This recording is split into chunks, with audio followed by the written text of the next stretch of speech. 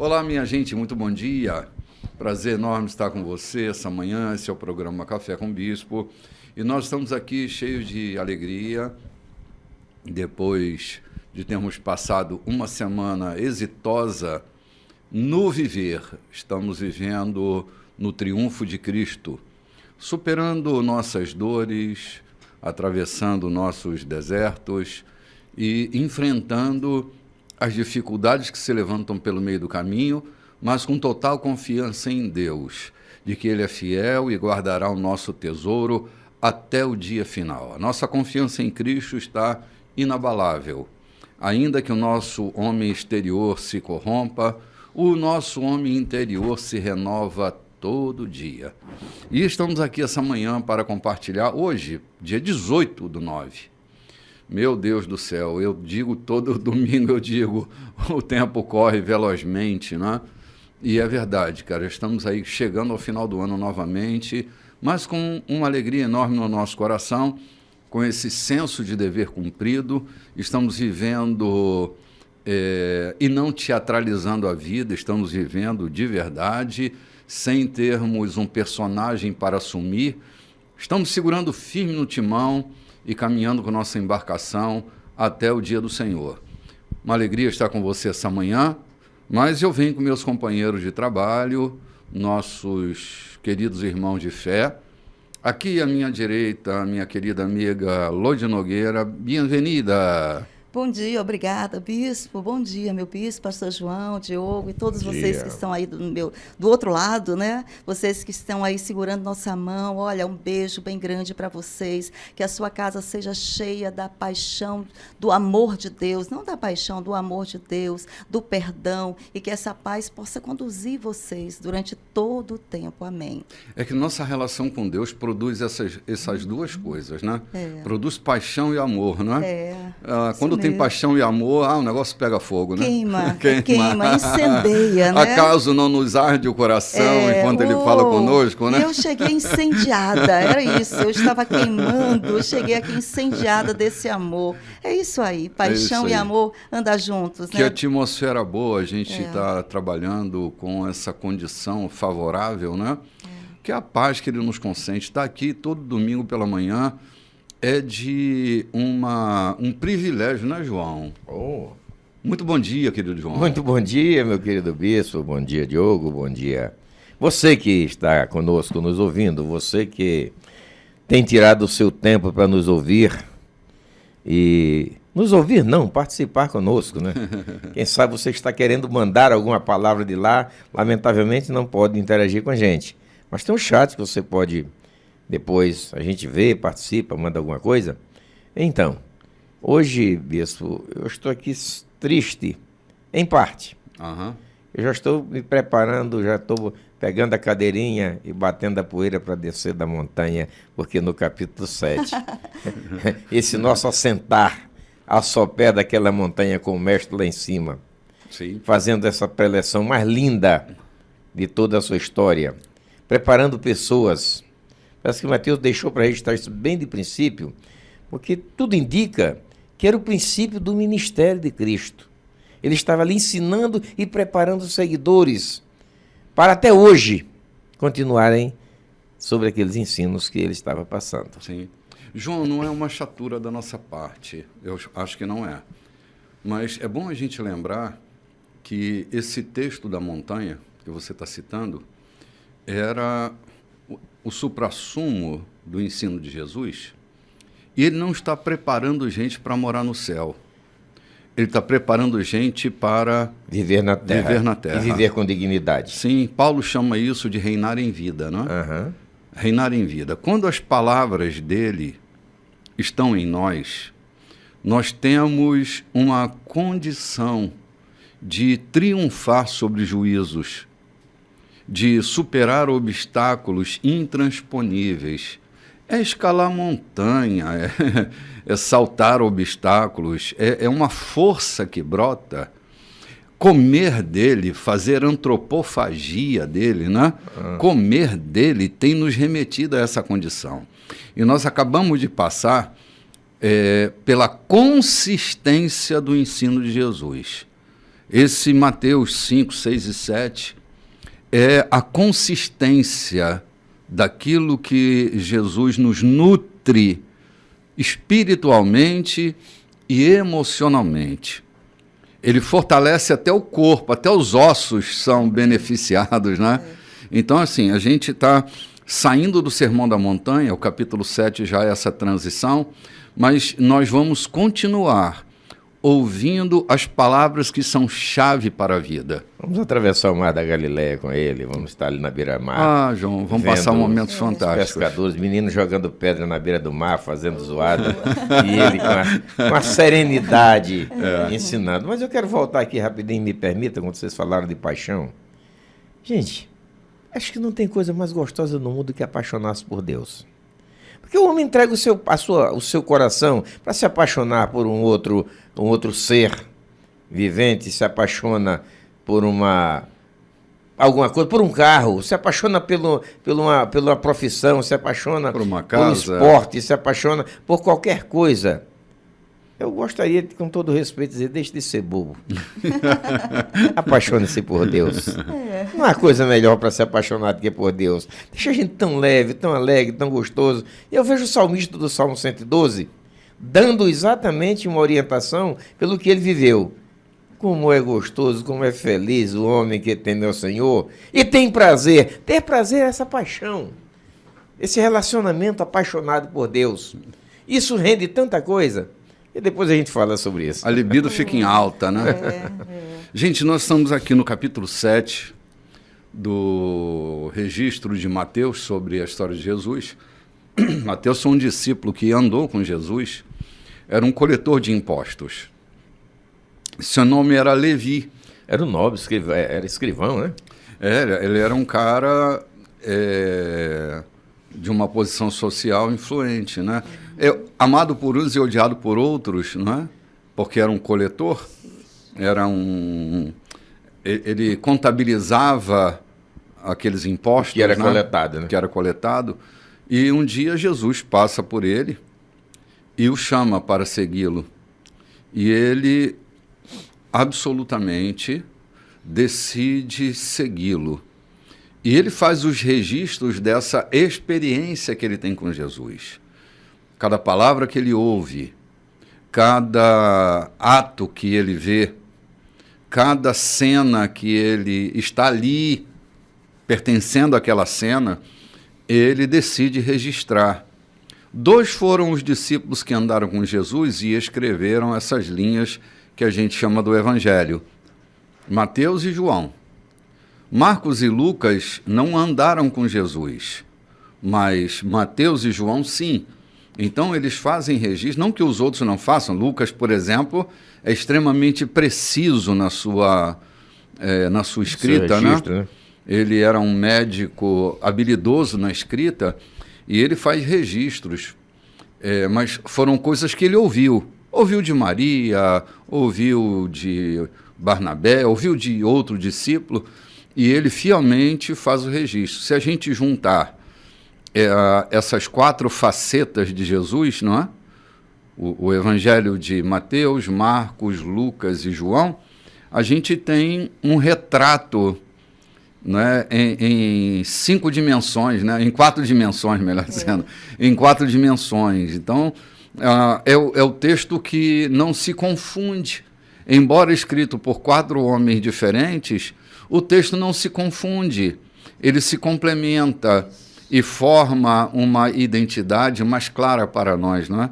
Então a gente vai estar caminhando pela escrita desse cara que caminhou com Jesus, andou com Jesus, viu o que viu, ouviu o que ouviu e fez questão de registrar, não é? E isso faz toda a diferença, né? Claro. Eu ouvi, né, sobre uma determinada pessoa, a sua caminhada, as suas experiências, e eu passar o meu tempo com ela, eu ter a minha percepção sobre aquele acontecimento, a minha visão sobre aquilo, isso muda muita coisa, né? Foram 3 anos intensos, 3 anos intensos, Mateus ali olhando, observando, né? Ele era um homem inteligente, né? Um homem, eu acredito que de um temperamento, um comportamento também muito moderado, muito moderado, né? Observava as aparentemente coisas, sim, né? Observava as coisas, escrevia escrevia e depois talvez até mostrava. Eu acho que os discípulos ficavam até, o que tanto você escreve aí, hein? O que você tanto escreve, rascunha? Mostra pra gente, eu quero ver também. E ele, calma, um dia vocês saberão o que eu estou escrevendo, né? Sim. E ele tirando ali todo aquele registro e que maravilha que ele fez isso, Sim, né? é verdade, é verdade. A gente anda anos com uma pessoa e talvez não a conheça, mas Jesus, ele andava tão nu diante dos discípulos que eles não tinham muita dúvida do que estava acontecendo, né? E acaba e deixando esses registros para nós. Esse capítulo 7, né? O programa de domingo passado, eu ouvia em casa, né? Assisti pelo YouTube. Rapaz, quanto conteúdo super importante para a nossa convivência, não é? Foi isso mesmo. E agora a gente vai entrar numa outra fase, né? Estamos lá ali no versículo 24 do capítulo 7, se você está seguindo a gente. Tem pessoas, Lloyd e João, que elas tomam café com a gente, põem a mesa delas. Eu já ouvi algumas pessoas me relatando que elas colocam lá a sua tapioca na mesa, o seu conteúdo do café. Põe o rádio lá. Põe o rádio lá e estão ouvindo a gente pelas ondas da 92.3, não é? E a gente aqui com o nosso café. Sim. Olha aqui, ó, nós também estamos com o nosso café Nosso na cafezinho. mesa. Eu- Quentinho. Eu quero salientar que a gente já tratou tanto desse, e foi para nós, talvez, a parte mais dedicada de todo o tempo que a gente faz o programa, que a gente se sentiu mesmo sentado lá, é que Jesus fecha o seu sermão com uma das partes mais importantes, uma das, digamos, uma das chamadas mais importantes para o ser humano, para aqueles que ouviram. Faz todo aquele registro, e eu creio que o Mateus tenha feito o registro cronologicamente correto, que ele veio dizendo. E ele fecha com o que nós vamos ler nesse momento, que para mim é um fechamento Chave de ouro. indizível, inenarrável para a gente. Chave de ouro. Nós vamos lá. Agora a nossa radionovelista vai fazer Oh, meu bispo. a leitura do texto. Nós estamos aí no versículo 24, né, Loide, do capítulo 7. Versículo 24. Vamos lá. As palavras que digo não são meros adendos ao seu estilo de vida, como a reforma de uma casa que resulta em melhora de padrão. Elas são o próprio alicerce, Uau. a base de sua vida. Se vocês puserem essas palavras em prática, serão como pedreiros competentes, que constroem sua casa sobre a solidez da rocha. A chuva cai, o rio ameaça e o vento sopra forte, mas nada derruba aquela construção. Ela está fundamentada na rocha. Mas se vocês usarem minhas palavras apenas para fazer estudo bíblico, sem nunca aplicá-las à sua própria vida, não passarão de pedreiros tolos que constroem sua casa sobre a areia da praia. Quando for atingida pela tempestade, pelas ondas, ela irá desmoronar como um castelo de areia. Quando Jesus concluiu seu discurso, a multidão aplaudiu. Eles nunca tinham ouvido um ensino assim. Era óbvio que vivia o que pregava, em contraste com os líderes religiosos do povo. Foi a melhor aula que eles já tinham ouvido. Olha que coisa. Olha, domingo próximo passado, no Culto das Águias, eu citei esse texto para dizer o seguinte, João, que a solidez que a nossa vida tem está relacionada diretamente com esse terreno sólido, esse monolito, essa rocha que não tem falha estrutural, que não tem placa tectônica debaixo dessa rocha. Ela é inabalável, não vai se mover. E eu dizia exatamente sobre isso. A rocha sobre a qual a nossa vida está sendo edificada são suas palavras.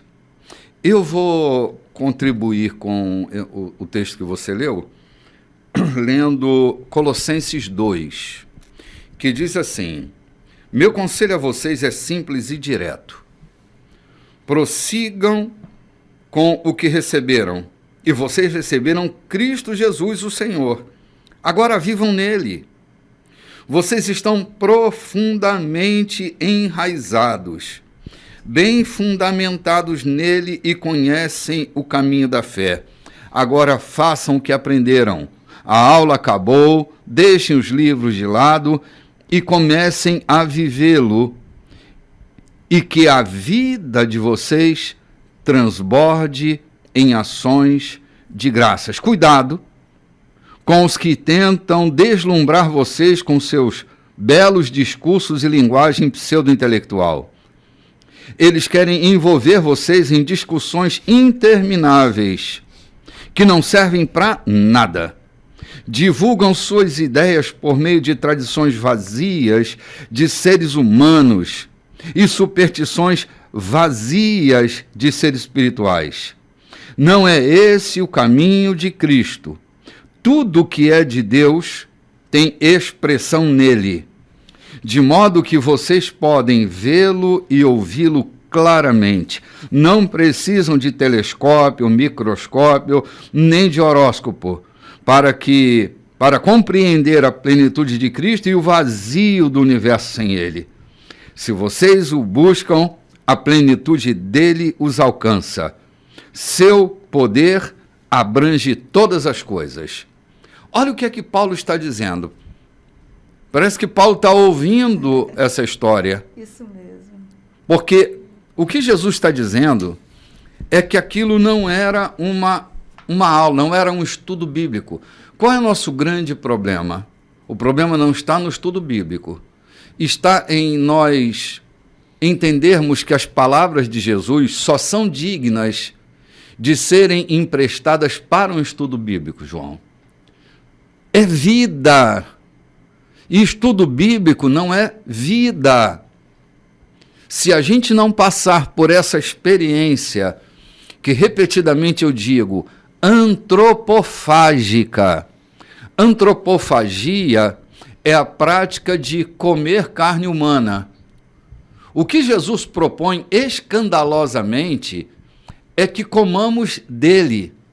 Quando ele está na sinagoga de Cafarnaum, e João cita isso, ele está dentro de uma sinagoga e ele produz um escândalo brutal. Porque lá, João, ele diz: a minha carne é a verdadeira comida e o meu sangue é a verdadeira bebida. Quem de mim se alimenta, por mim viverá. Isso é dito dentro de uma sinagoga. Jesus expõe a vida dele como verdadeiro alimento. Então, se a gente não tiver uma relação dessa natureza, de comer de sua carne e beber do seu sangue, se a gente não desfrutar dos pedaços de Jesus, tudo que a gente vai fazer é estudo bíblico, reflexão teológica. Comentário para a rádio. Exatamente. Então, a proposta de Jesus foi entregar a sua vida.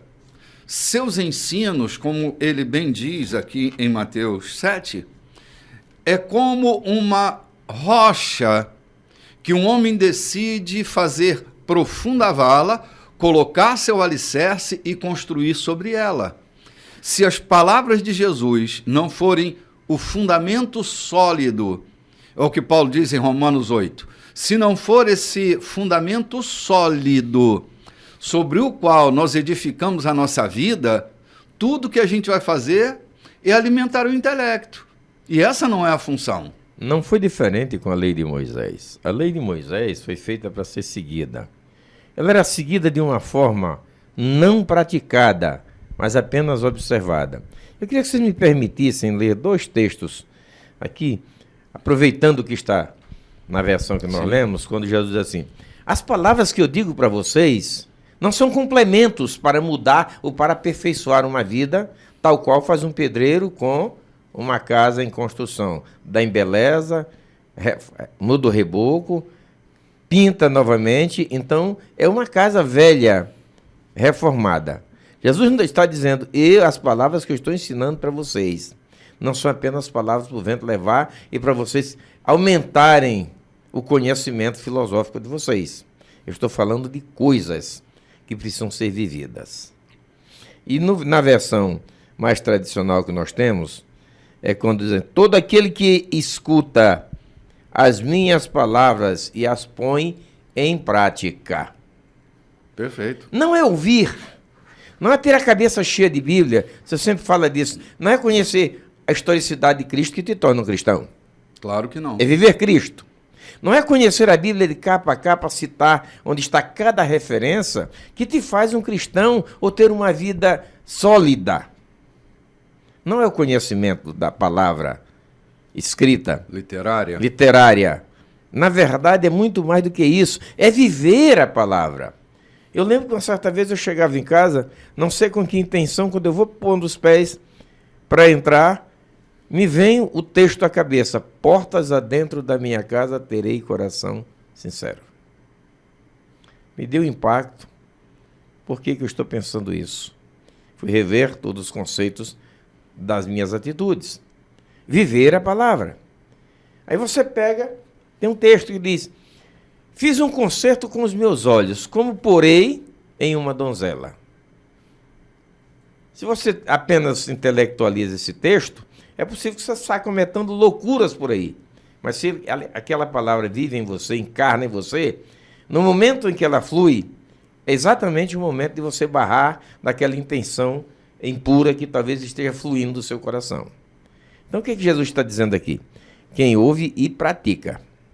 Mas mais abaixo ele diz assim, e quem ouve e não pratica? Eu tenho comentado isso com alguém. A ruína, a dificuldade, o fracasso, não é para quem não conhece, não é para quem não ouve. Eu fui atentar para isso. O fracasso, a queda da sua construção de vida, não é para quem nunca ouviu a palavra de Deus. É para quem ouviu. É para quem acompanhou tanto tempo. Então, me permita, eu não quero ser juiz de ninguém, mas porque tantos crentes fracassados, a vida é um verdadeiro fracasso. Porque ouviu, aprendeu, citou, leu, mas nunca viveu. Não praticou. O conceito aqui é praticar, é viver a prática da palavra. A palavra me diz não rouba, então por que eu tenho que roubar? Eu tenho que aplicá-la ao meu coração para que o meu coração não deseje roubar aquilo que é alheio, aquilo que não é meu. Ou mesmo aquilo que pode até ser meu, mas eu posso praticar roubo comigo mesmo, tirando de um lugar e colocando no outro. João, é que a gente arruma muitas desculpas. A gente, assim, quando eu me pego refletindo sobre coisas, eu me pego refletindo naquela experiência da mulher que estava para ser apedrejada, e fico pensando, cara, ainda há aqueles que jogam a pedra e escondem a mão. Né? Arruma uma desculpa, né? Faz de conta que não é comigo. Até os que roubam e tentam justificar com suas ofertas os seus dízimos a boa ação. Nós vimos cenas desastrosas aí pelos noticiários de pessoas que estupravam o cofre da nação e depois justificavam com suas ofertas e seus dízimos, né? Aquele irmão que fazia mel de cana, de açúcar, quebrava, matava uma abelhinha, colocava a asa da abelha na boca do litro, com um pouquinho de cera, e vendia por aí, ele mesmo fabricava e ia pagar alegremente dízimo e oferta. João, eu pastorei uma igreja que tinha um homem que fazia exatamente assim. Era lá no interior do Rio, lá não tinha dinheiro rodando. As ofertas eram banana, laranja, galinha, ovo. E tinha um irmão que ele vendia mel de cana. E ele fazia exatamente isso. E era um cara, assim, rigoroso com a lei. Um cumprimento religioso.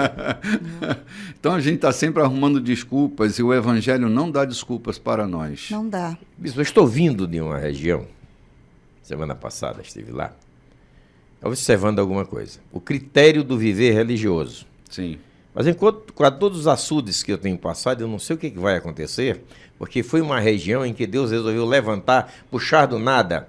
Proporcionalmente, talvez seja o lugar mais produtivo do Brasil, mais enriquecido recentemente do Brasil. E é uma região toda cristã. Sim. Mas, lamentavelmente, açudes funcionando seus geradores com a energia roubada da Equatorial. Olha que loucura. O que pode acontecer no final? Pastor João, lá em João... Vamos deixar seu comentário para João para o próximo Depois bloco. do café? Depois do café. Então depois vamos do café, lá. Nós vamos começar com a voz feminina. Então, a gente depois do volta café, a gente volta. Já. É isso aí. Olá, gente, estamos de volta. Saímos assim velozmente porque a palavra estava na nossa língua. Mas nós estamos de volta com um comentário de João aí, né, Loide? João 14, 21. O Senhor falou em João 14, 21. Aquele que ouve os meus mandamentos e guarda e pratica, esse me ama. É isso aí. Esse me ama. Não é guardar dentro de uma gaveta, não é pegar sua Bíblia, dizer eu já li, agora eu já sei o que aconteceu. Esse me ama é aquele que pratica, aquele que leva a sério o que o Senhor falou. E o Senhor aqui é interessante, Jesus agora está terminando, é como se ele estivesse terminando o seminário, né? Ensinou, afunilou e hoje é o dia de entrega do certificado. Estou entregando o certificado, estou terminando esse seminário e estou dizendo que os construtores agora irão desenvolver as suas casas.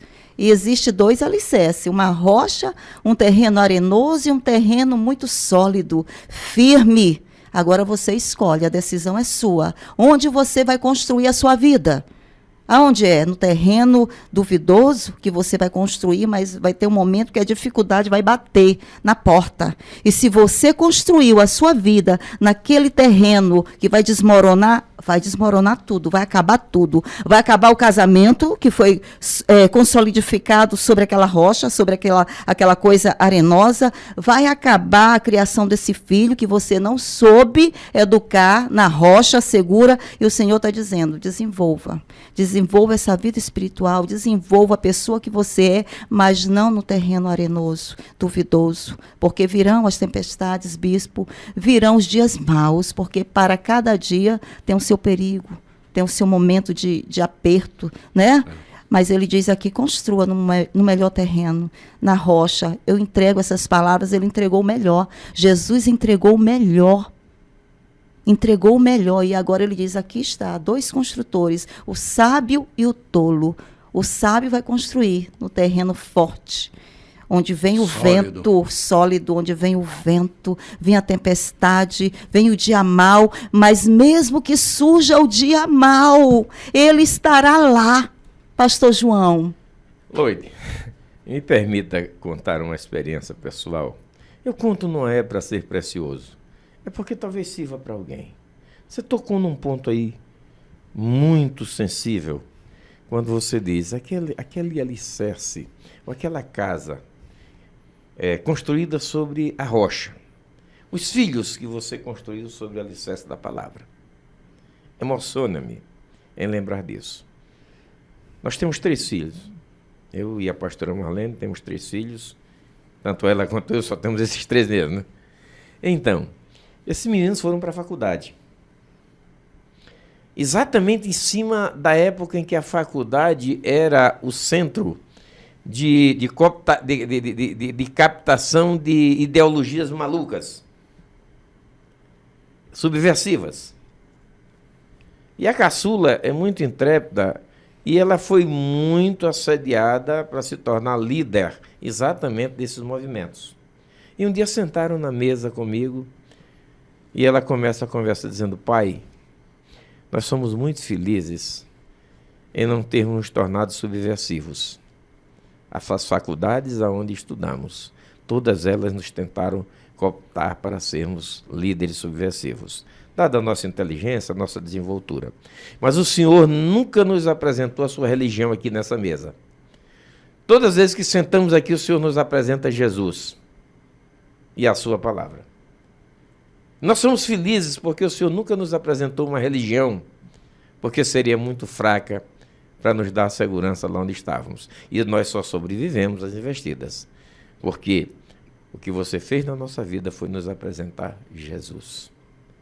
E nele nós vivemos. E por ele nós sobrevivemos essas investidas lá das faculdades. Sim.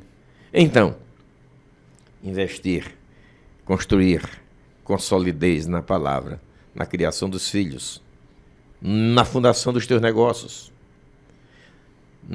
na tua conversa, na tua profissão. Eu passei quase 40 anos na área muito difícil da minha vida, como profissional, mas tinha a minha vida pautada na palavra e Deus me deu graça e eu saí, aposentei e não tenho nem contas nenhuma a prestar. Isso. Por quê?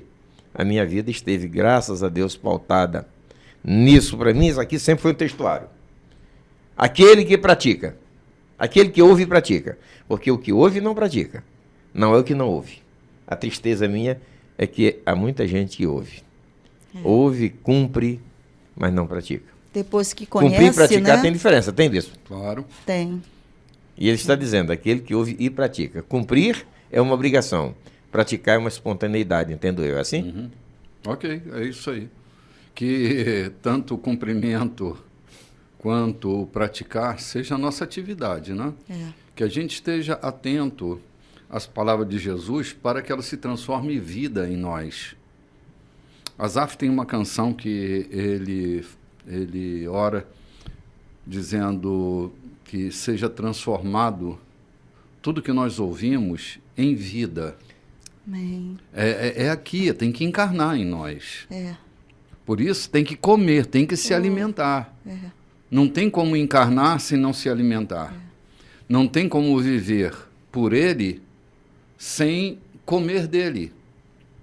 É por isso que a relação com a palavra tem a ver com a prática da minha vida. Se o evangelho não é praticável, se o evangelho se torna para nós a fonte de um estudo bíblico, de um seminário, De um conhecimento. de um conhecimento, e ele não é transformado, não é? Em viver. Em viver, então para nada serviu.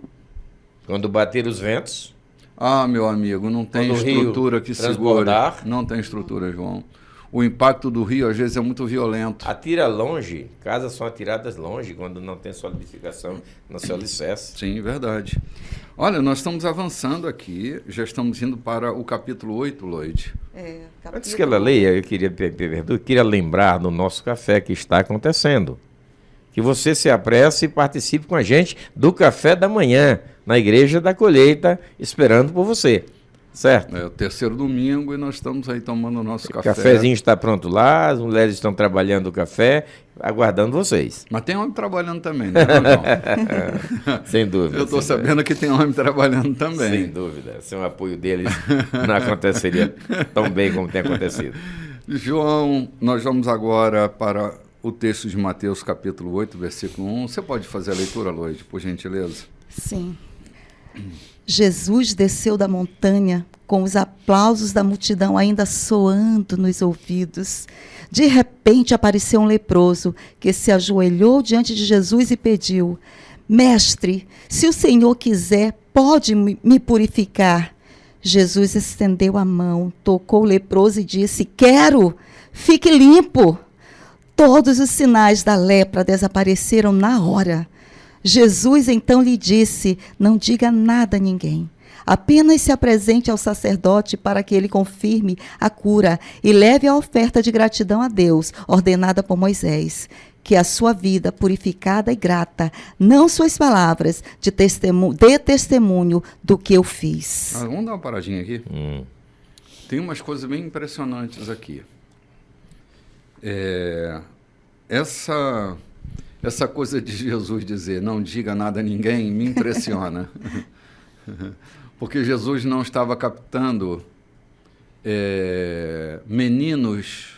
Propaganda. Meninos propaganda. Jesus estava indo às pessoas e não era esse o momento das divulgações. Era a hora das pessoas entenderem que elas são importantes. Não é a propaganda que elas fazem, é o que elas são. Na verdade, o interesse de Deus em nós não é na propaganda que nós vamos nos tornar, é na aflição que a gente tem. Tu imagina a aflição desse homem, alijado da sociedade, afastado da família, afastado do convívio dos amigos por causa da lepra? Sim. Porque a hanseníase era tratada assim nessa época, né? Afastamento total. E agora ele se aproxima de Jesus, mostrando a dor que ele está sentindo, não exatamente da lepra, mas das consequências que a lepra traz. Uhum. E Jesus diz, eu quero que você fique limpo. E ele fica limpo. E Jesus não faz dele um menino propaganda. Diferente do que acontece hoje, em nome de um testemunho, a gente faz dos milagres de Jesus nossos efeitos marqueteiros, não é? É. Dando publicidade. Ainda se pergunta onde foi a igreja que você foi curado. Não é a igreja, é Cristo. E Cristo não precisa de menino propaganda. Isso, para mim, me chama muita atenção, porque é um contraponto com a sociedade moderna e com os milagreiros do nosso tempo. João, quantos enfermos nós temos curado e não feito propaganda nenhuma? Me impressiona aqui, eu acho lindo. Uma grande multidão seguia Jesus. Sim. Esse leproso, esse infectado se aproxima de Jesus e pede misericórdia. O que Jesus faz com ele? Toca-lhe. Tocar no infectado de lepra, Sim. era crime. Não só era proibido, quanto era crime. Os leprosos tinham que ficar a certa distância de uma pessoa sadia e sair gritando, leproso, leproso. Ele mesmo denunciando a sua enfermidade nos tempos judaicos. E ele se aproxima de Jesus, joelha, baixa a cabeça e conta a sua dor para Jesus. Senhor, e olhe bem como é que ele se expressa, Senhor. Chamar alguém de Senhor, no contexto israelita, é reconhecê-lo como Deus. E o texto aqui é Senhor. A situação daquele homem, o ouvir, é provável que ele tenha ouvido o sermão. Sim. Lá de baixo mesmo, afastado. Já ele estava tem ouvido o acompanhando, sermão. né, pastor? Estava acompanhando. Ele já estava praticando as palavras que Jesus Cristo havia ensinado. Sim. Já era a prática da palavra. E ele se prostra e diz, Senhor.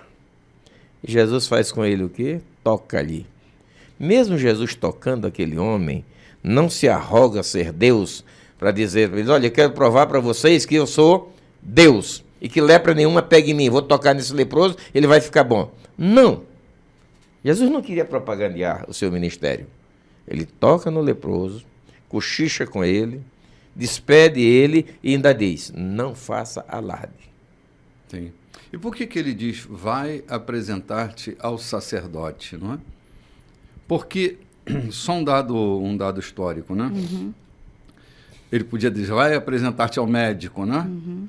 Mas o sacerdote era aquele homem treinado para ressocializar o leproso. Ele era o especialista em diagnosticar a lepra. Por isso ele diz, vai apresentar-te ao sacerdote. Eu digo, agora você já está curado, vai embora. Não, vai e procure o especialista. Jesus faz para tudo que certinho. ele ratifique aquilo que foi feito com você.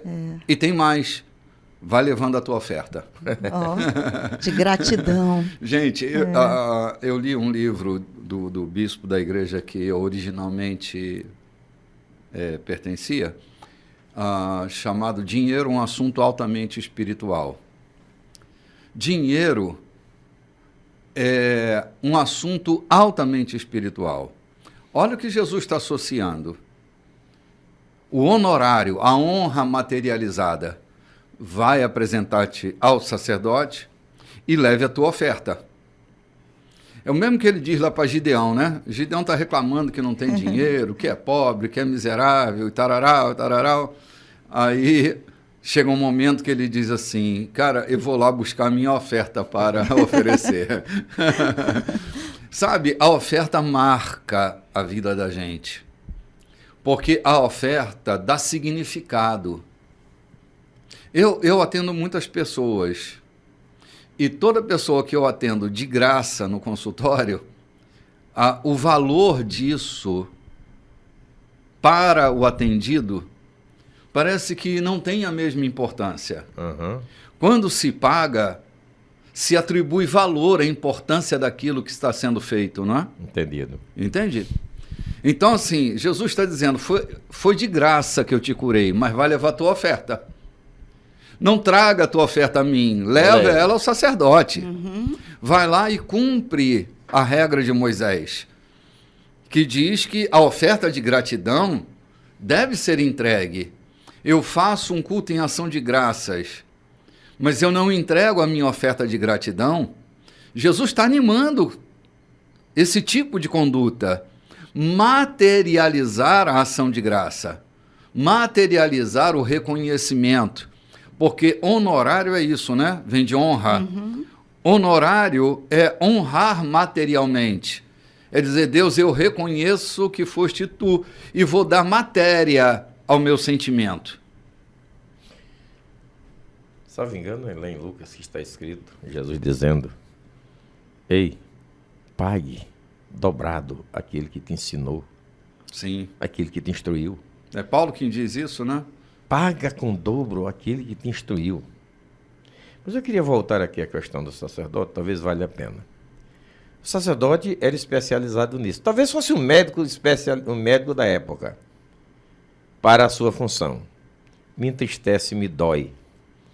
Hoje, clérigos assumindo ministérios sem nenhuma aptidão de ensinar, sem nenhuma... Não estou falando mal de ninguém aqui, me perdoe, estou falando aqueles que desejam entrar no ministério. Se prepare, não se preocupe, não deixe...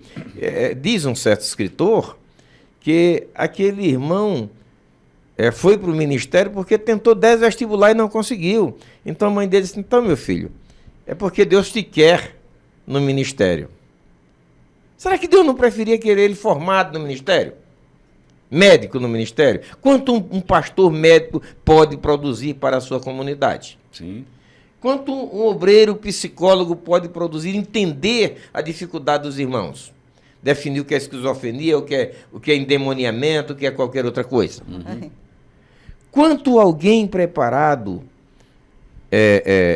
digamos assim, formação acadêmica pode fazer, entender, lecionar na sala de aula, fazer meninos crescerem na sala de aula, até se despertarem para se tornarem pessoas grandes.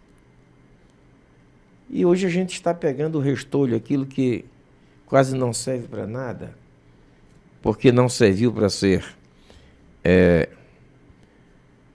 médico, não serviu para ser advogado, um brilhante, não passou no vestibular, fez a carreira e não serviu, e agora ele se tornou clérigo, ele agora João, é pastor. Deixa eu corroborar contigo aqui. Uma vez uma senhora me disse, acho que meu filho tem um chamado para o pastorado. Eu disse, é mesmo, que legal. Quais são as evidências disso, minha irmã? Ela disse, ele não consegue parar em emprego nenhum. Não será que Deus está chamando ele para o ministério? Eu disse para ela, minha irmã, Pedro estava vivendo uma pescaria fracassada e antes de chamá-lo, Jesus disse, volta, vai pescar e não vem derrotado, vem vitorioso. Vem recupera a tua autoestima. Que recupera maravilha. a tua autoestima, né? Eu disse, não, desemprego não é sinal de um chamado de Deus. O sinal do chamado de Deus é o sucesso profissional. Sabe? Na ascensão profissional, muitas vezes Deus vai chamar. A tua pesca foi maravilhosa. Lembra de Pedro? O texto, né? Ele volta maravilhado com a quantidade de pesca. Aí ele diz para Pedro, doravante serás pescador de homens. E ele deixa as redes e vai pescar homens. Que maravilha. Maravilha, né? Maravilhoso. Será que Levi era um coletor fracassado? Nada. Não, de sucesso. João não tinha um fracassado ali. Não tinha nenhum fracassado, eram só homens equilibrados. E era Estevão, rico. será que Estevão era um diácono fracassado que vivia ali tocando uma viola ali para os outros cantar em volta do templo? Uhum. Não! Era um homem cheio de É conhecimento. verdade, cara. Tanto de conhecimento que quando Estevão abre a boca, ninguém suportou a sabedoria de Estevão. Então era um homem de formação. Então por quê? Eu volto aqui, o sacerdote era um homem preparado para o sacerdócio. Por que que hoje a gente tem que aproveitar o que sobra para o ministério de Cristo? Sim. Deus não é nossa lixeira. Eu repito, Deus não é minha lixeira. Eu não posso dar para Deus os R$5 que sobrou do sorvete que eu tomei de R$25 no shopping. Eu vou no shopping, compro um sorvete de R$25, eu tinha 40, sobrou 5, eu levo para botar de oferta. Deus não é minha lixeira. Deus é meu superior, é meu tudo. Então, eu preciso dar para Deus, para o trabalho dele, o conhecimento que eu adquiri na vida secular. Sim. É verdade, João. Olha, eu vou voltar ao ponto da oferta aqui. Quando Jesus diz para ele, vai lá confirmar a tua cura e leve a oferta de gratidão a Deus, ordenada por Moisés, que a sua vida purificada e grata, não suas palavras, dê testemunho do que fiz. Uau, tremendo. Sabe, essa coisa de não só suas palavras, está associada ao texto que diz, vai levar a sua oferta. Não é só as palavras. Dê materialidade a isso. Que a sua vida purificada e grata dê testemunho de você, não as suas palavras. E grata, veja bem. Glória E grata. a Deus, grata. E grata. Eu acho tremendo. Ainda falando sobre esse de repente apareceu esse leproso na nossa vida, é assim, viu? De repente aparece É o de repente o de de Deus, repente de Deus. Jesus aqui tinha acabado de encerrar e estava descendo e de repente veio logo um leproso, né?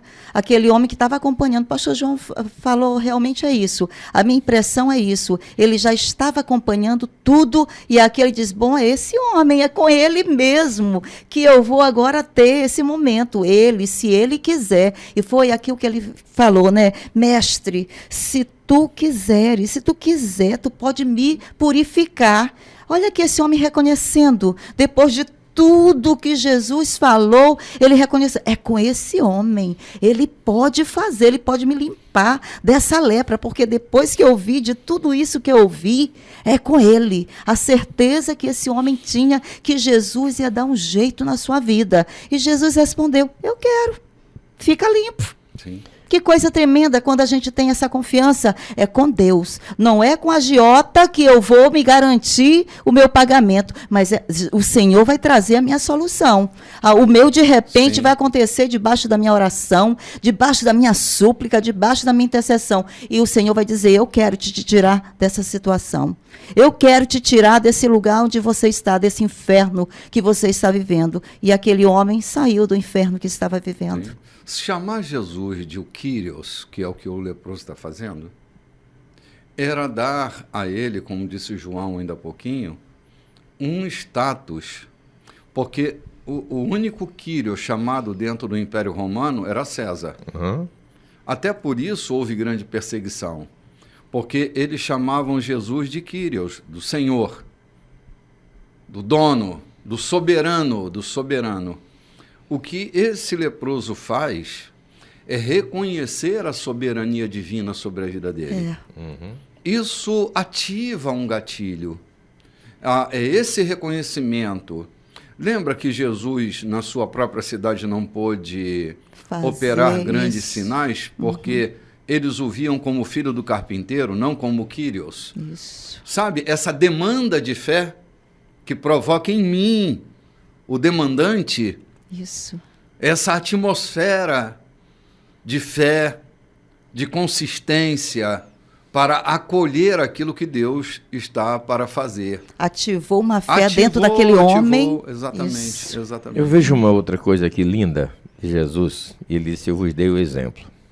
Ele desce da montanha com multidões seguindo e para atender um contaminado.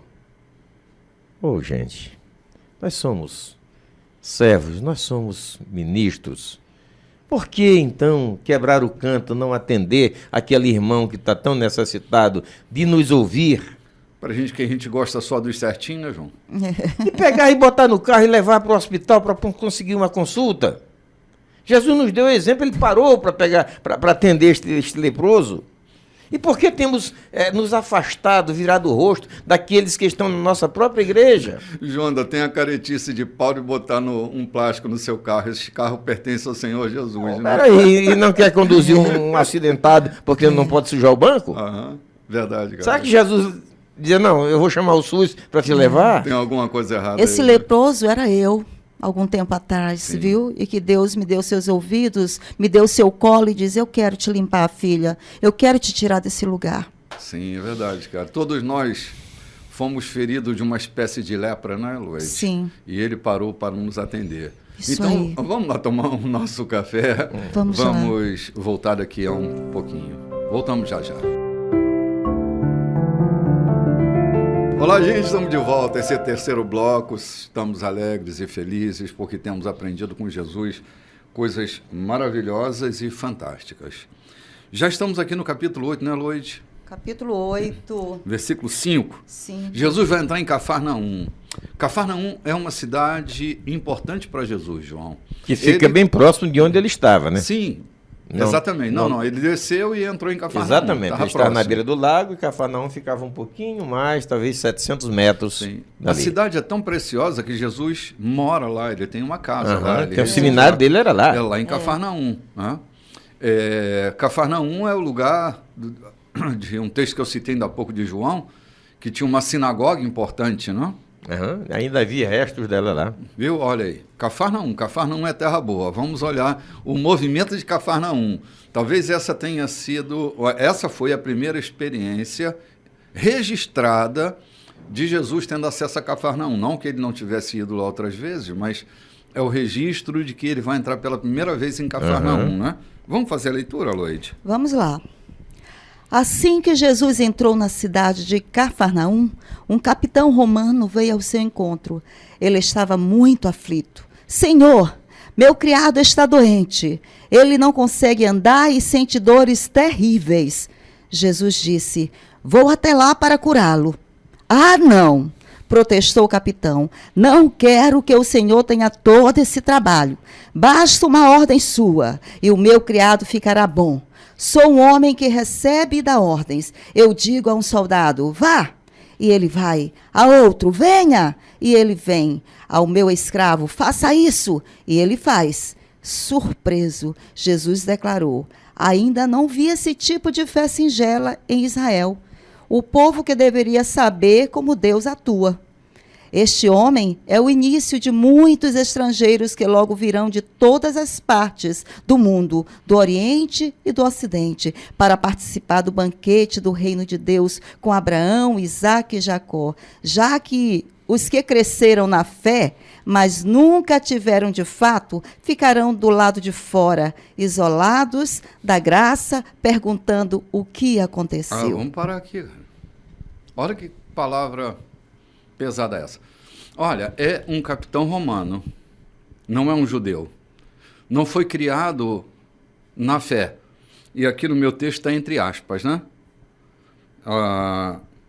Na fé, entre aspas. Na fé, entre aspas... É na fé religiosa. É na fé religiosa. Cumpridores de regras, mas que não viviam a fé. Jesus se surpreende, se é que eu posso dizer que ele se surpreende, com a disponibilidade de um crer tão consistente quanto desse centurião romano. Esse homem entende a autoridade, João. Enquanto os judeus negavam a divindade, negavam o poder de Jesus, tentavam desacreditá-lo, aparece um romano que talvez nunca Deus se manifestou a ele como se manifestou na nação judaica, e aparece com um disparate entre aspas. Sim. Para nós é uma loucura. Um romano, onde foi que ele aprendeu a crer em Deus dessa forma e saber que uma ordem de Jesus cura? Sim. João, a palavra autoridade, ela nasce da palavra autor.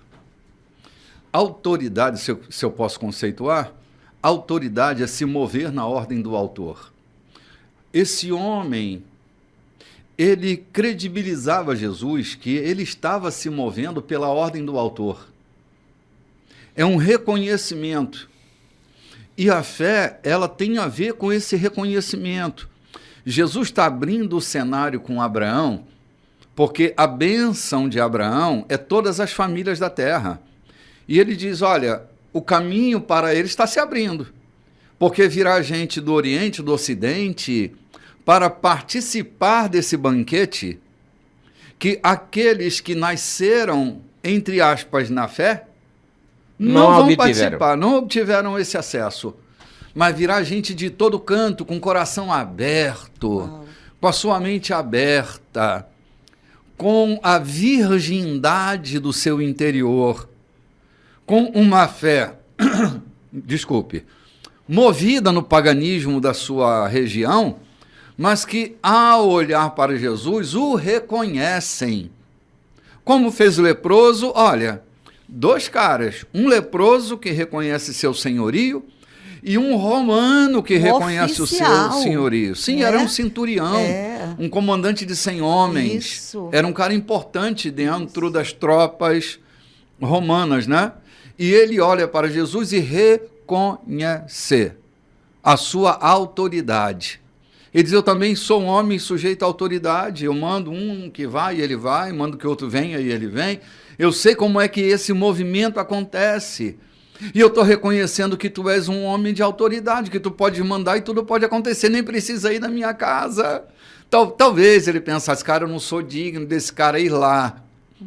Esse cara tem tanta autoridade que não há dignidade em mim de recebê-lo em casa. Uma palavra tua e tudo vai acontecer, não é?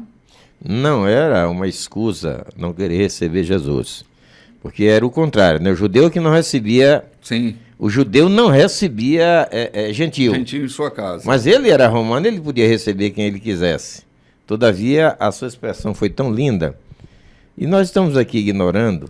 E lembrando, estive um tempo desse aí no banquete, num culto. Cheguei, estava todo lotado. Eu cheguei com a minha esposa, fiquei de pé, olhando.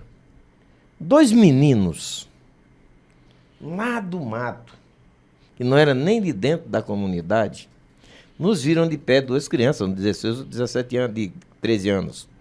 Pegaram as suas cadeiras e vieram e puseram para mim e a minha esposa. De vez em quando eu falo isso com a esposa, de onde eu não esperava, educação, gentileza. Meninos criados lá no mato, de classe aparentemente muito simples, se levantaram e vieram, enquanto os brancos que estavam lá por perto, os donos do culto, a situação, estavam lá por perto, olhando nós de pé.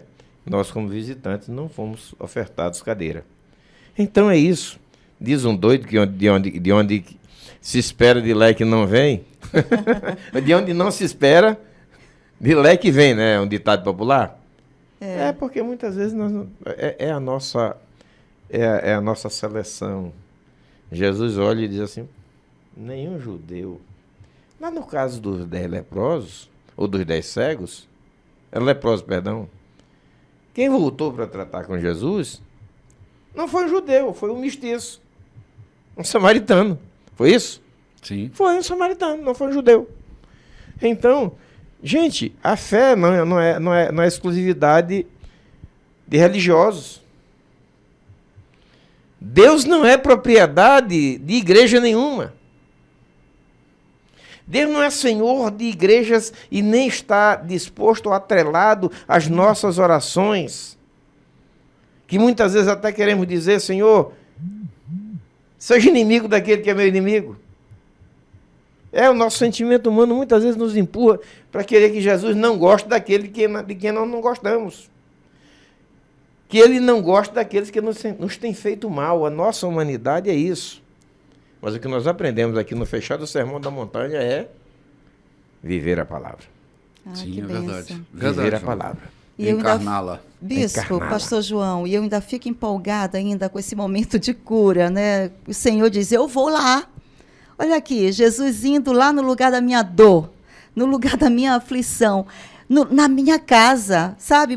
Talvez aquele homem pensasse, esse homem não vai, mas apenas uma palavra dele e já estará tudo solucionado. Mas Jesus disse, eu vou lá na tua casa, eu vou lá onde está o teu empregado, eu vou lá onde está o teu filho, onde está a tua dor, eu vou lá. Ele disse, não é preciso ter todo esse trabalho. Muitas vezes, bispo, é assim que agimos com Jesus. Não vou nem orar, todo esse trabalho, eu não vou nem colocar aí essa petição diante de Deus. Para que todo esse trabalho? Talvez Jesus não esteja nem com o coração aí para me atender, mas Jesus disse, eu vou lá. Sim. Eu vou lá, basta ter fé, porque eu vou lá. Eu vou lá no lugar da tua dor, eu vou lá no lugar do teu desespero, eu vou lá. E essa palavra que me pega. Ele está sempre disposto, sempre disposto. Muitas vezes nós que não estamos dispostos àquele trabalho com aquele homem, não é preciso senhor ir, não. Deixa, basta uma palavra tua, que tal o reconhecimento, né? Sim. Ele era uma autoridade, ele sabia se posicionar, ele diz, eu digo aos meus empregados, vai, ele vem, venha, ele vem, eu aplico essa autoridade, eles obedecem. Então eu sei o que é obedecer. Me diga aí, como é que eu faço? Sim. É que, assim, como esse assunto foi encerrado na cabeça ou no coração do centurião, e o assunto também foi encerrado dentro de Jesus, ele compreendeu o que movia o coração daquele homem. Sim. Jesus nem vai. Né? A conclusão, Jesus nem vai. Não vai. Mas diz para ele assim, vá. Ok? Vá. Que aquilo que devia acontecer, já aconteceu. Já aconteceu. Olha que coisa tremenda, né? É, verdade.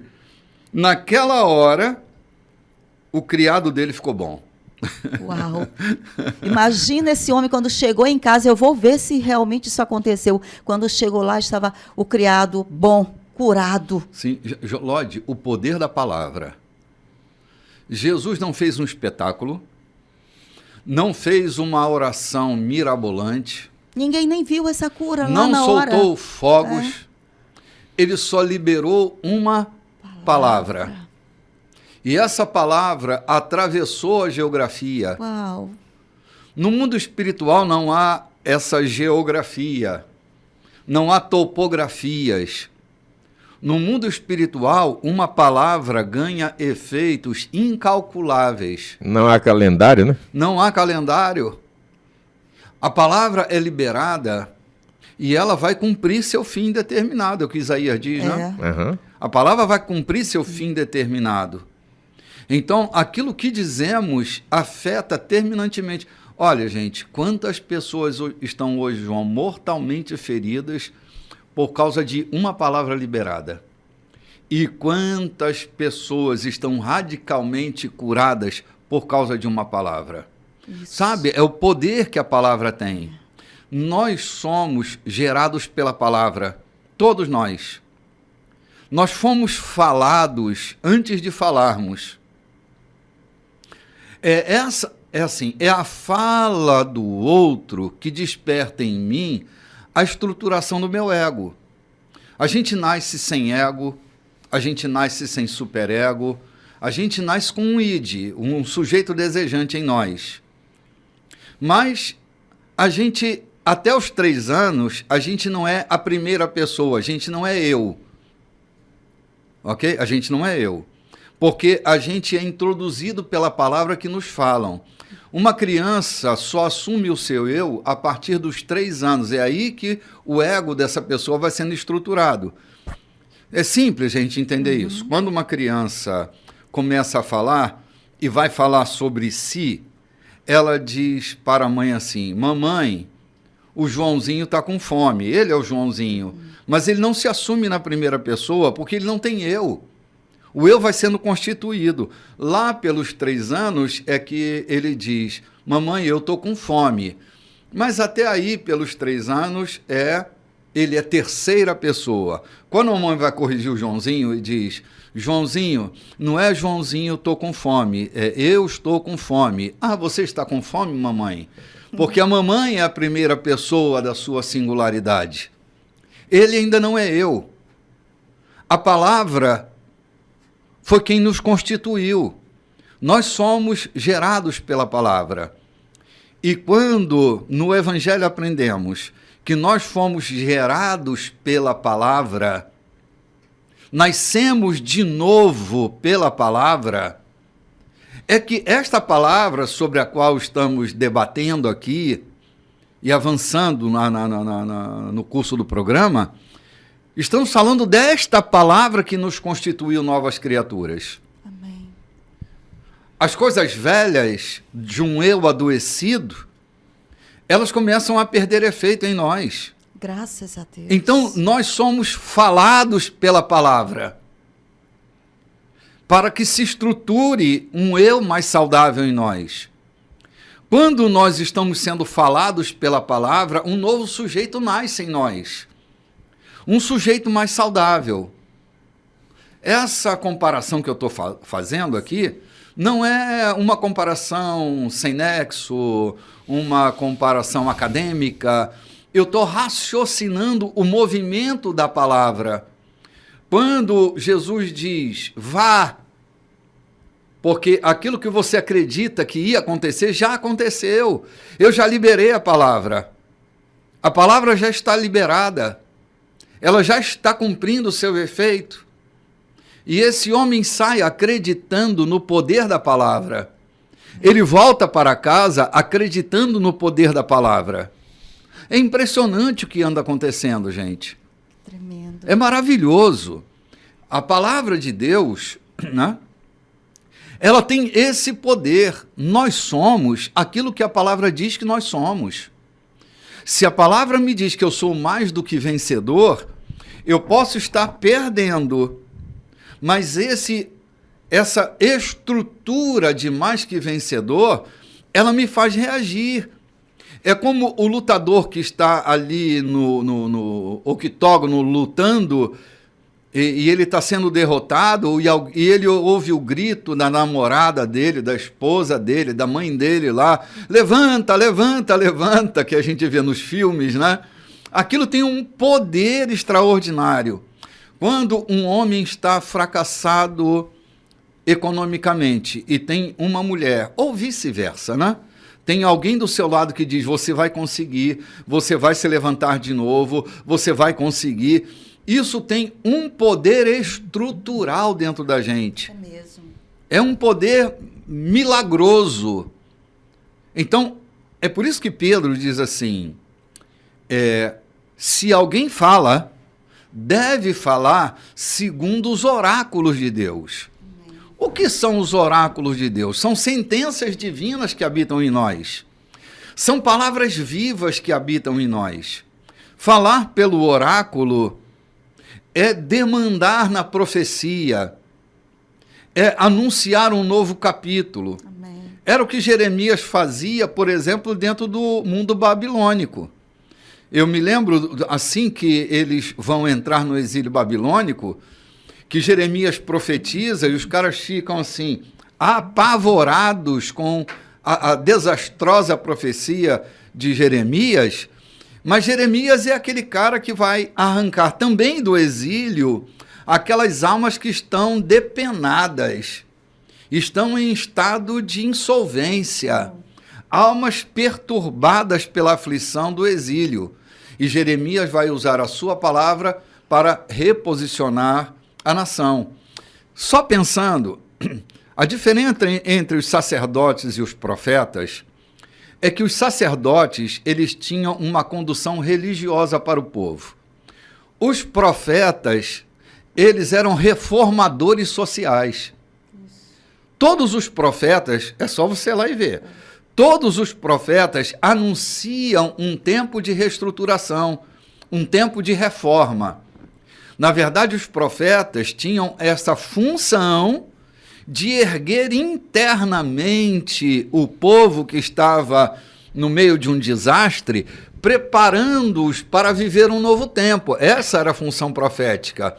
Por isso eles anunciavam, ou escrevendo ou falando, eles proclamavam um novo tempo, ou seja, usavam a palavra para abrir um novo espaço para a vida social da nação.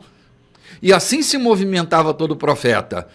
Ter uma palavra profética é abrir caminho onde não há caminho, é preparar uma rota nova no mar tempestuoso. Ah, que bênção. É reposicionar a família, o indivíduo, a cidade, o Estado, a nação. Eu vejo tanta gente falando tantas coisas boas para o Brasil. O que eles estão fazendo? Abrindo caminho para um novo tempo, para uma nova história. E isso faz com que no mundo espiritual se repercuta. Crie espaço. As coisas primeiro acontecem no mundo invisível. Depois elas vêm para o mundo visível. Amém. Primeiro acontece no mundo espiritual, depois acontece no mundo natural. O movimento da palavra é de uma espiritualidade tremenda. E Jesus usa a sua palavra para atuar na espiritualidade, gerando consumação no desejo daquele homem. Trazendo à existência. Exatamente aquilo que não estava ali, o cara estava à morte. Era um cara possivelmente compassivo, porque o cara é um funcionário da casa dele. Era um doméstico. E ele está com compaixão, ele não vai fazer um pedido pessoal, ele está intercedendo. Ele está entre as sessões, entre o sofrimento do seu funcionário e o poder dessa autoridade que ele reconhece. Ele está entre as sessões. Ele está com a mão no céu e a outra mão na terra, na brecha, intercedendo pelo seu funcionário.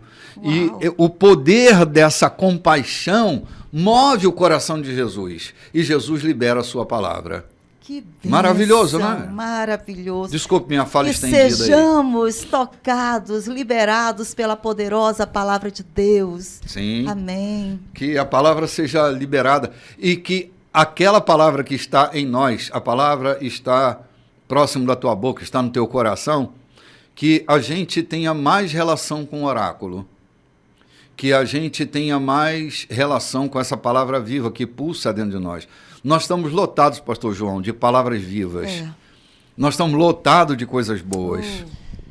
É que muita coisa não acontece em nosso meio hoje, porque a gente quer fazer só aquilo que está na cartilha. Sabe, aquela cartilhinha religiosa, aquela cartilha de eu tenho que orar para Jesus te curar, quando o poder da cura está nas nossas mãos. Então vamos ver o texto da Bíblia, de fazer aquela operação religiosa. Que operação religiosa que aquele que centurião fez? Simplesmente exercitou. Eu contei aqui já em programas passados e vou repetir hoje. Conheci um cidadão lá na Baixada, tinha um filho epilético.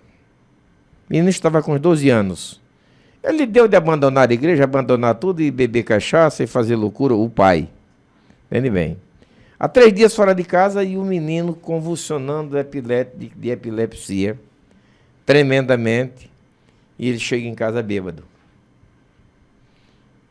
Todo mundo, as irmãs do círculo de oração, tudo de branco, encheram a casa dele. Ele chegou, levantou a casa. O que está acontecendo aqui? É teu filho que está quase morrendo. Sai todo mundo da minha frente, sai todo mundo.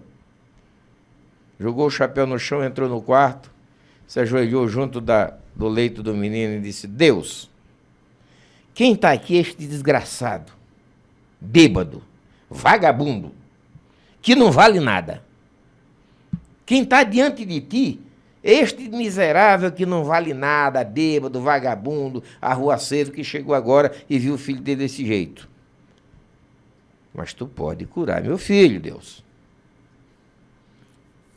Isso já fazem mais de 20 anos, o menino se levantou e nunca mais teve uma crise epilética. Entende como é essa história? Sim. Não é a cartilhinha que resolve, gente. Não é a forma, o dogma religioso. É a tua relação com Deus. Aquele cidadão era um romano. Jesus, eu já ouvi falar a teu respeito. Eu até passei por ali fazendo patrulha. E ouvi tu falando lá naquela montanha. E é verdade que tu falou, e eu creio nisso. Eu estou com alguém doente em casa. Por favor. Só manda só determina que ele fique bom. Foi só isso. Não precisou de muita coisa, não. E não precisa de muita coisa, né, João? Não precisa de uma cartilhinha, como eu disse. Protocolo, eu repeto, né? protocolo, cartilhinha. Para Jesus operar, não precisa tu fazer um espetáculo. Para que Deus se manifeste, não precisa que tu monte um palanque e gaste fortuna para montar um palanque e fazer uma festa. Te enche dele, da sua palavra, que as pessoas te ouvirão por onde tu passa. Te procurarão para te ouvir. Te buscarão para receber conselho da tua parte. Sabe, Abel Batmaca era das menores cidades de Israel. Mas diz uma mulher sábia que as pessoas iam lá naquela cidade pedir conselho e ainda diziam: sabe o que se diz daqui? Está precisando de um conselho? De uma solução? Vai em Abel que você encontra. Entendeu? Isso é lindo, gente. Era uma cidade que vivia para isso. Disposta para fazer isso. Então, que sejamos essa Abel Batmaca. Vai lá onde a Loide, vai lá onde o Renato, vai lá onde o Diogo. Ele tem uma palavra para ti, porque ele vive a palavra. Quem crê em mim, quem encarna as minhas palavras, quem ouve e as pratica, é rocha. Oh, meu Deus. Perfeito. É rocha que dá segurança. Se você edificar, amarrar o seu cavalo lá no toco que está naquela rocha, ele não vai arrebentar. Mesmo que a chuva caia, ele não desmorona. É a palavra de Deus entrando em nós. Não é essa palavra simplesmente escrita, mas é a palavra que emana do lábio de Cristo. É isso aí. Gente, vamos tomar um cafezinho? E voltamos já já. O negócio está pegando fogo por aqui. Olá, gente, estamos de volta. Esse é o último bloco da nossa programação. E só pensando no cenário que as coisas estão acontecendo, né? Jesus está ali em Cafarnaum, aquele centurião está pedindo a ele que cure seu servo, e tudo isso estava acontecendo aparentemente no meio da rua. O texto que a gente vai ler agora diz que estava em frente à casa de Pedro, que também morava em Cafarnaum. Uhum. Bem ali, em frente à casa de Pedro, as coisas estão acontecendo. E olha o que vai acontecer agora, ok? Nós vamos partir só para posicionar você no cenário. Jesus está ali, uma turma ao redor dele, aquela tensão no ambiente, muita gente ali pronta para ouvir, quem sabe receber dele alguma palavra específica. E tudo isso acontecia na porta da casa de Pedro, ali na cidade de Cafarnaum. Então dá para a gente criar um cenário aqui para imaginar o que está acontecendo. E agora a Loide vai fazer a leitura, né, Loide? Vamos lá, Vamos versículo 14 aqui. E isso aconteceu na frente da casa de Pedro. E Jesus, ao entrar na casa, deparou com a sogra de Pedro, que estava de cama, ardendo de febre. Ele tocou a mão dela e a febre se foi. A mulher levantou-se da cama e foi preparar o jantar para ele. Ao anoitecer, trouxeram a Jesus várias pessoas afligidas. Peraí um instantinho. Vamos parar aqui na sogra de Pedro, porque o cenário vai mudar de novo, né? Eu também acho muito bom. Vamos dar uma paradinha aqui, vamos dar uma paradinha aqui. Olha o que essa mulher faz. João, ela fica curada e vai preparar um jantar para Jesus. Gratidão, bispo. Gratidão, reconhecimento. Reconhecimento. Reconhecimento, gratidão. Cara, como, assim, gratidão, eu gosto de repetir isso. Assim, todo favor de Deus não vai gerar em nós dívida. Gratidão não é uma dívida. Vou repetir. Gratidão não é uma dívida. Gratidão é um reconhecimento, João. Eu não tenho que pagar pelo que ele fez. Eu vou reconhecer a bondade dele a partir de um ato de gentileza. Essa mulher vai preparar um jantar. Agora, esse episódio é pitoresco. Já ouvi muitas piadas sobre ele, João. Dizem até que Pedro acaba negando a Jesus. Desculpe a piadinha fora de hora, mas porque ele curou a sogra dele, né? Tem outra pior do que essa, que não cabe, mas só para descontrair. É que em Cafarnaum hoje não mora mais ninguém. Jesus, quando decreta a sentença sobre Cafarnaum, a cidade é deserta, não há uma habitação sequer. que dizem que ali foi casa de sogra. Olha que loucura é essa, né? Não me parece o caso especificamente, né?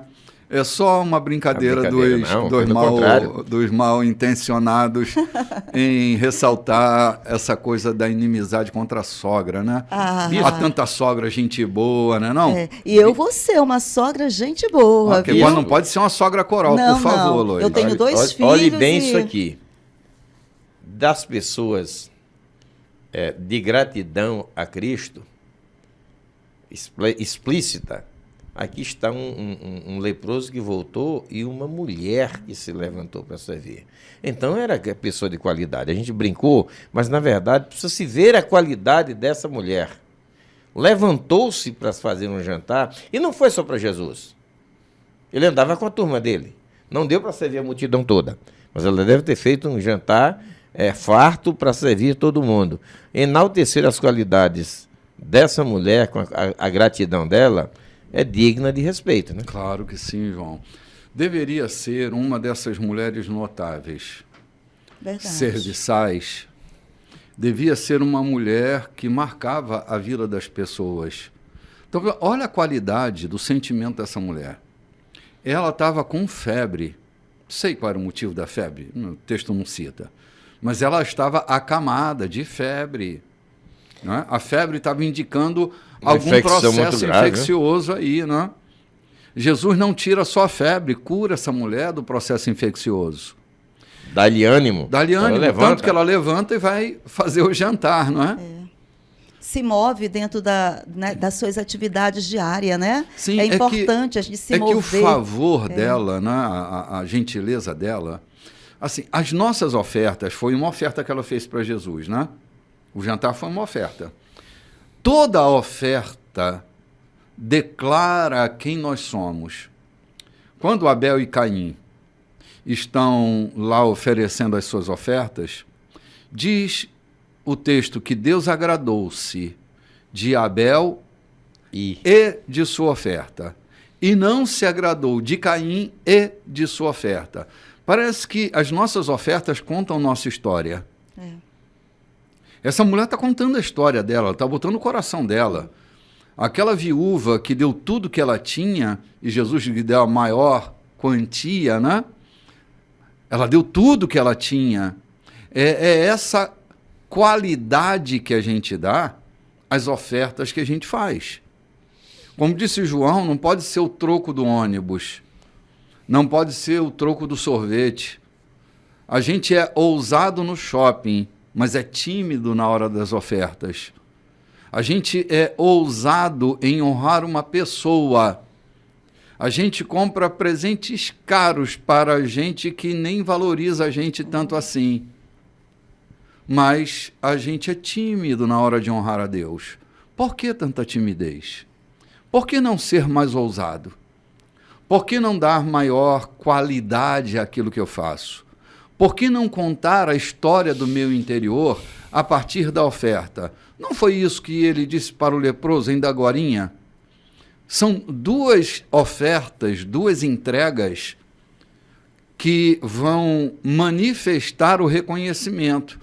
A oferta que foi levada ao sacerdote e a oferta desse jantar que é preparado para Jesus. Coisa linda, não é? Imagino que foi um jantar delicioso. Imagina o clima daquele jantar. Né? Aquela mulher falando, contando para Jesus o que era o cardápio daquela noite, né? Porque aquela mulher foi continuar aquilo que ela sabia fazer e agora ela estava fazendo de uma forma grata. Não há nada melhor do que a gente continuar a nossa jornada de uma forma grata, validando pessoas que passam por nossa vida, que nos dão palavra de ânimo, de motivação e diz, vai em frente, você é capaz, você pode. E Jesus, quando tocou na mão daquela mulher para curar, imagina Pedro ia seguir viagem com Jesus. Imagina a cabeça desse homem, preocupado, como ele tinha deixado a sua casa, a sua esposa, a sua sogra. A aflição da esposa vendo a mãe ali, né? Vendo que o seu marido ia caminhar, seguir jornada com Jesus e a sua casa ia ficar em falta, né?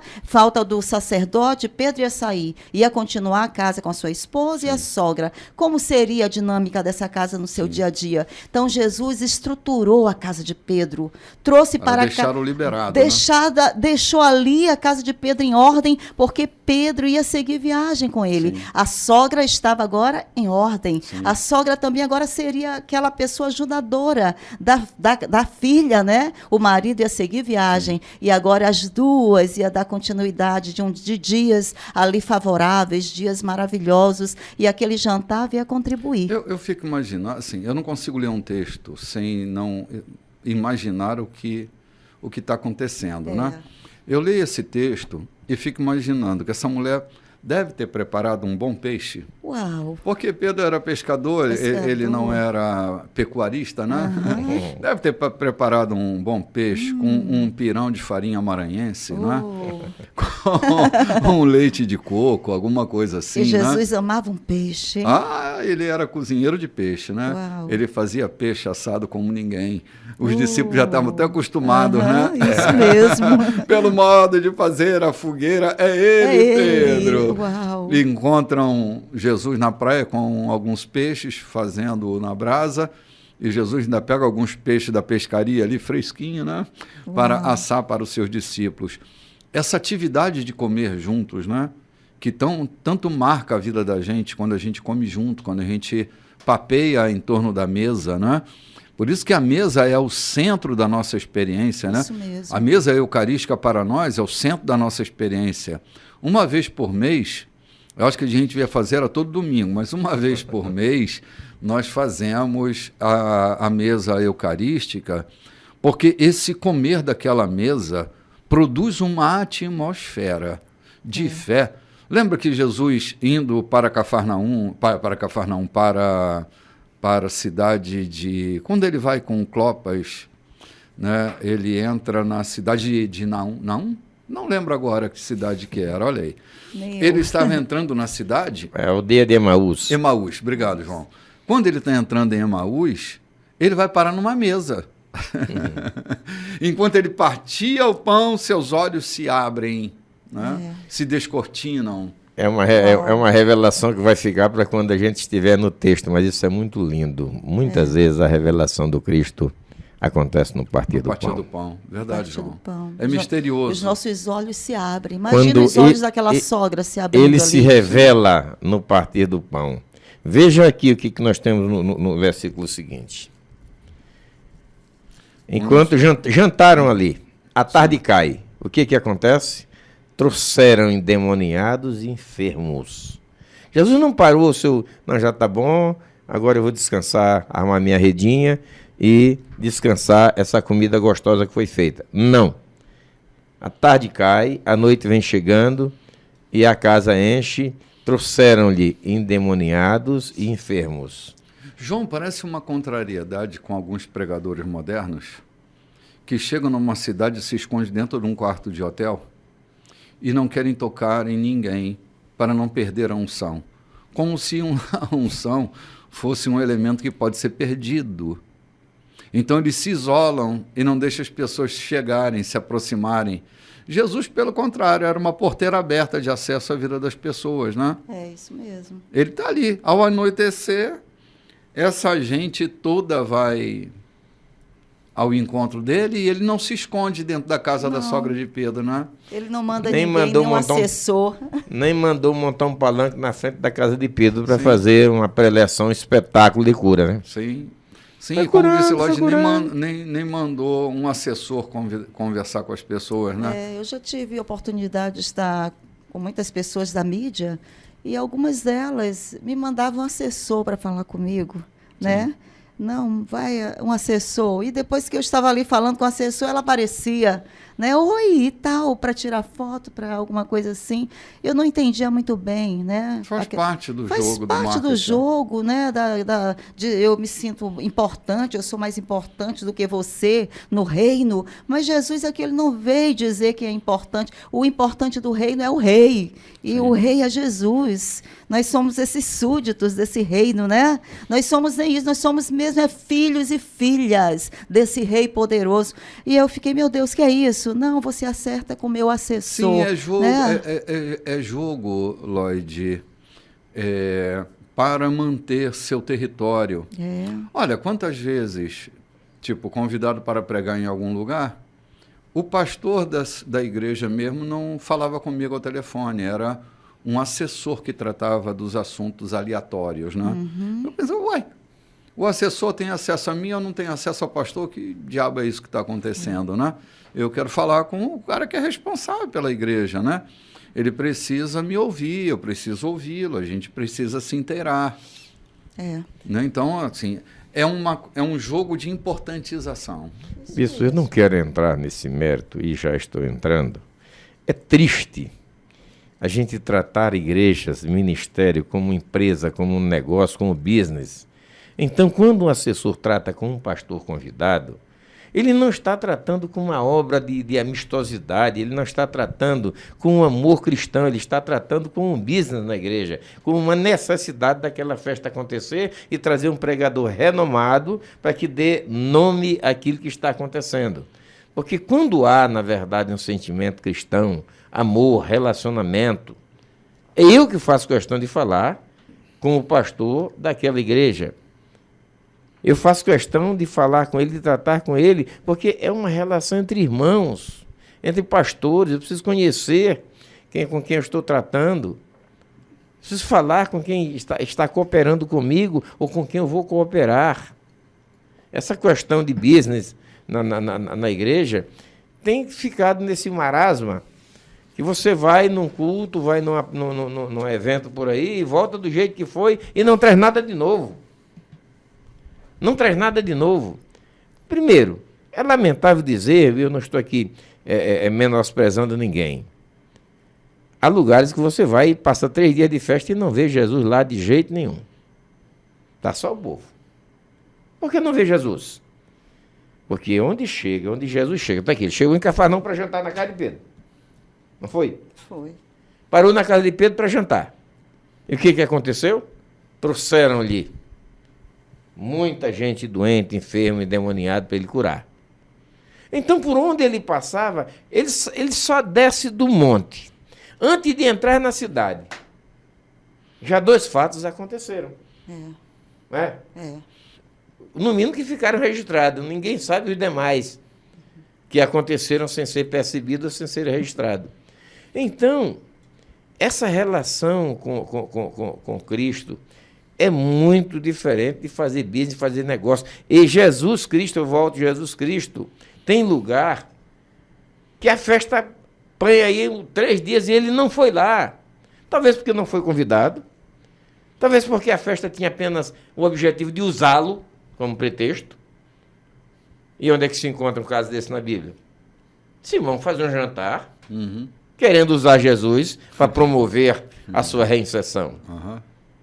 Me desculpem, mas eu estou falando isso não é com a intenção de achincalhar, é da gente refletir, de entender que é a presença de Jesus que muda o ambiente, que cura a sogra doente, que cura o leproso necessitado. É a presença dele, não é a festa que fazemos, não é o tamanho do movimento, não é quanto custa o palanque e o som que nós alugamos, e nem o renome do cantor que vem cantar conosco ou do pregador que vem pregar na minha igreja. É ele.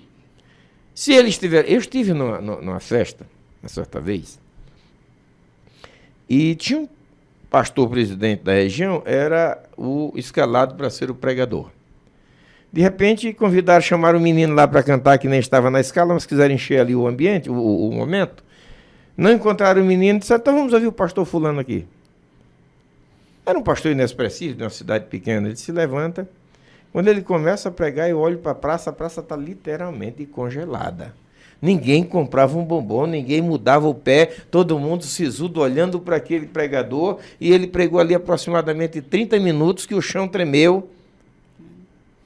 E depois que ele parou a pregação, o moderador do culto anuncia, agora nós vamos ouvir o pastor fulano, o pregador oficial dessa noite. Ele riu, pegou nos cabelos, disse, esse cabelo aqui tão branco é de idade, por conseguinte, de experiência. Eu não sou louco me atrever a pregar depois de ouvir uma mensagem dessa. Não era um renomado pastor que tinha sido chamado para lá. Era um pastor quase esquecido que estava ali fazendo coro na tribuna.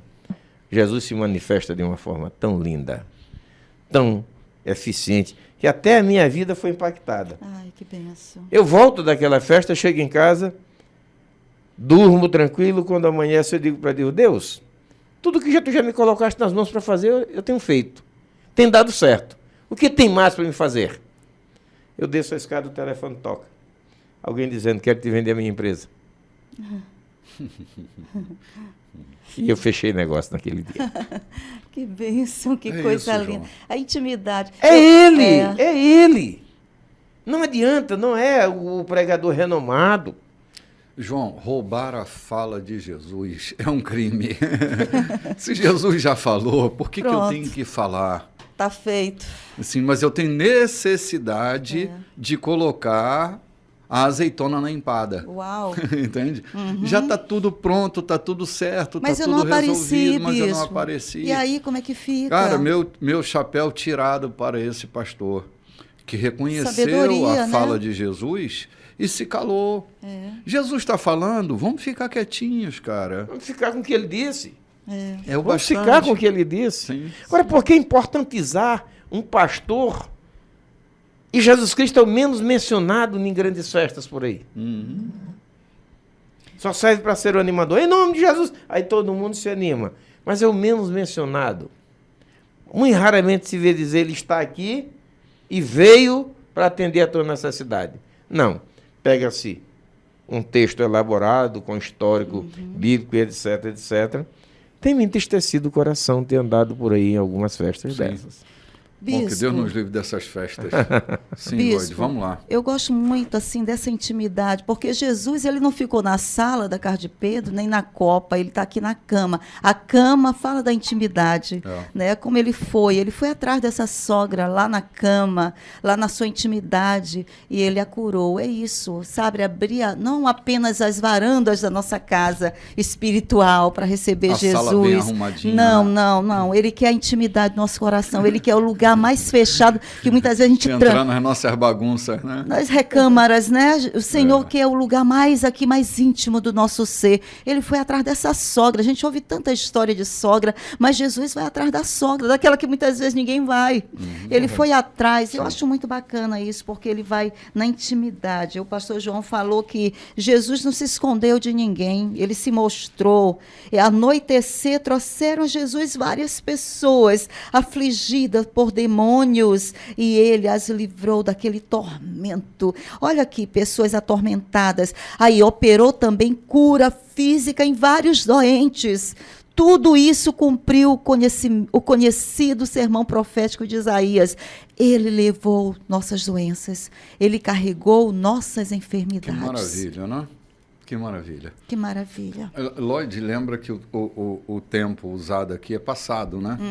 Ele levou sobre si, ele carregou. Já está tudo feito. Está tudo feito. Tudo nele. consumado. Nós falamos de princípio que para o Cristo não é eternidade, nem presente, nem futuro. Tudo é a mesma coisa, não há barreira, não há calendário, né? Nem distância. Sim, é verdade. É esse o Cristo que nós servimos, é esse o Cristo Glória em a nome de Deus. quem nos assentamos nessa Glória a cadeira hoje, para dizer a vocês que Ele continua sendo o Senhor. Glória Muito a Deus. bem. João, hoje estamos vivendo o dia 18 de setembro. Outubro já está aí à porta também, né? Uhum. E hoje, nesse café abençoado que nós acabamos de começar, não é? Já estamos chegando aí quase a hora de terminá-lo, mas tem sido um domingo abençoado, um domingo de felicidade para nós, e nós queremos desejar a todos aqueles que nos assistem hoje, nos ouvem, nos assistem, um domingo de paz. Lembrando a você que toda terça-feira, esse é o segundo encontro que nós fazemos. O primeiro é domingo, hoje, né? E o segundo encontro acontece na terça-feira, às 19 horas, por transmissão pelo Instagram da igreja. Esse ainda não é um culto presencial, não sei quando será, mas assim que a gente encontrar o espaço para que aconteça, vai acontecer presencialmente, mas nós o fazemos pela transmissão de uma live no Instagram da igreja, que é o @Igreja da Colheita. Toda terça-feira, às 19 horas pontualmente. E na quinta-feira, João, nós temos nosso encontro de oração. Nosso encontro de oração presencial, também transmitido. Também transmitido às 19h30. Tem congregado muita gente. Tem sido uma bênção, tem sido muito gostoso. E nós queremos que você esteja presente conosco para trazer a Deus os nossos pleitos e recebermos dele a sua resposta. Sim, tem sido assim. Estamos aqui na rua Santo Antônio, número 14, no Recanto dos Vinhais. Você pode buscar o localizador daqui, acho que em algum canto das nossas redes, né, deve ter o localizador, né? Então você pode estar conosco na quinta-feira, no encontro de oração, e no domingo, às 18h30, que começa o nosso culto ao vivo. E pela rádio nós estamos transmitindo a partir das 19 horas. Mas é ao vivo, é transmissão simultânea. É que o culto começa às 18h30, no período de louvor e adoração, e termina ali às 19 horas aproximadamente, a gente começa com a pregação da palavra. Né? Uhum. Então, Beleza. Sejam bem-vindos. Desejo uma semana fantástica para vocês, uma semana abençoada, rica da graça, do favor e da presença de Deus na sua vida. Um bom domingo para todos. Vou me despedindo aqui porque nossa hora está chegando ao fim, João. Que bom ter estado toda essa manhã com vocês. Muito obrigado por nos terem tolerado e aproveitem aquilo que Deus falou ao seu coração através da instrumentalidade de cada um. Amém. Que haja cura na sua casa, que haja paz, que haja o transbordar do Espírito Santo de Deus. E para você, um abraço. Shalom. Até mais.